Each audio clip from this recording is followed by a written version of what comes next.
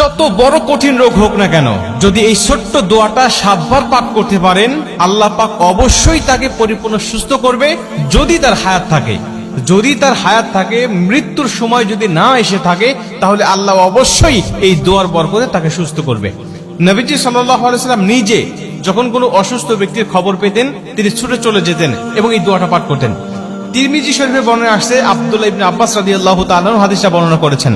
তিনি বলেন যে রাসূল সাল্লাল্লাহু আলাইহি ওয়াসাল্লাম এক অসুস্থ ব্যক্তির কাছে গেলেন এবং গিয়ে তার শিয়রে বসলেন, একেবারে তার পাশে বসলেন এবং মাথায় হাত দিয়ে তিনি এই ছোট্ট দোয়াটা পাঠ করলেন।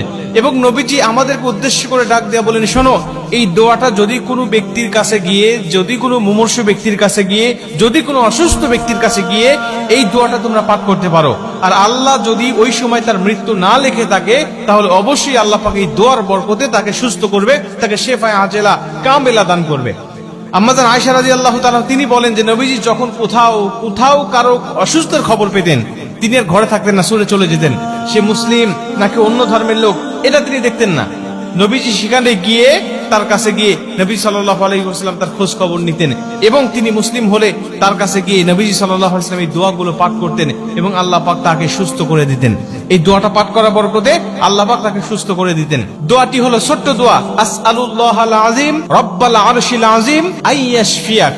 এই ছোট্ট দোয়া, আসআলুল্লাহাল আযীম রব্বাল আরশিল আযীম আইয়াশফিয়াক, এই ছোট্ট দোয়াটা আপনারা মুখস্থ করে নেবেন। প্রয়োজনে যারা ইউটিউবে ফেসবুকে দেখবেন, তারা আপনারা বারবার এটা শুনে অথবা নিজের টাইম লাইনে শেয়ার করে এটা বারবার শুনবেন এবং এটা মুখস্থ করে রাখবেন এবং অন্য মানুষগুলোকে শোনার সুযোগ করে দিবেন। এই ছোট্ট দোয়াটা আপনি যে কোনো মুমূর্ষু ব্যক্তির কাছে গিয়ে আপনি দোয়াটা পাঠ করবেন।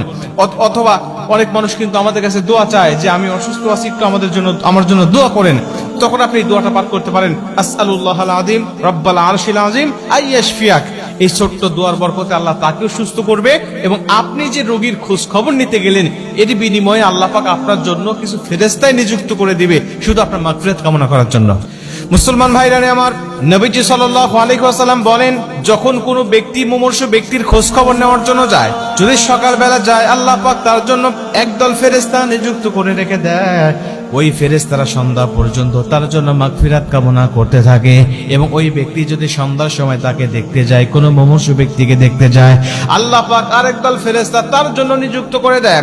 ফজর অবধি পর্যন্ত আল্লাহ রব্বুল আলামিনের কাছে ওই ফেরেশতারা ওই বান্দার জন্য আল্লাহ রব্বুল আলামিনের কাছে মাগফিরাত কামনা করতে থাকে।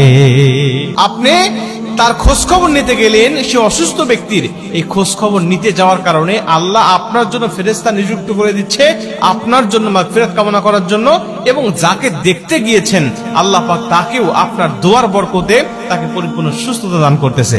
এই দোয়াগুলো পরীক্ষিত আমল, এটা সাহাবীদের আমল থেকে, নবীজি সাল্লাল্লাহু আলাইহি ওয়াসাল্লাম আমল থেকে এটা কিন্তু চলে আসতেছে। এজন্য আপনিও যখন কোনো মুমূর্ষু ব্যক্তির খোঁজ খবর পাবেন, তার কাছে গিয়ে আপনি এই দোয়াটা করবেন ইনশাআল্লাহ।